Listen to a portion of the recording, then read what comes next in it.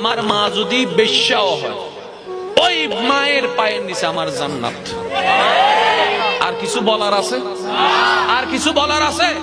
এবার জগৎ বলবে তোর মা তো বেশ্যা, আপনি বলবেন তোর কাছে হতে পারে, আমার কাছে আমার মা আমার জান্নাত। আফসোস লাগে আমার সে সমস্ত সন্তানদের জন্য যাদের কাছে বাবা মা ভিক্ষুকের মতো হাত পাততে হয়। বাবা ওষুধের জন্য একটু টাকা দেস না, বাবা ডাক্তারটা দেখাবো একটু আমাকে ডাক্তারের কাছে নিয়ে যাস না, বাবা এটা খাইতে মন চাচ্ছে একটু টাকাটা দেস না। আফসোস লাগে আমার সেই সন্তানদের জন্য যারা সেই জায়গার মধ্যে মা বাবাকে ধিক্কার জানায়, মা বাবাকে বকা দেয়, মা বাবাকে আঘাত দেয়, মা বাবাকে ঘর থেকে বের করে দেয়। ভাই তুমি মা বাবাকে বের করে দাও নাই, তুমি তোমার জান্নাতের রাস্তাটাই বন্ধ করে দিয়েছো, জান্নাতের রাস্তাই বন্ধ করে দিয়েছো।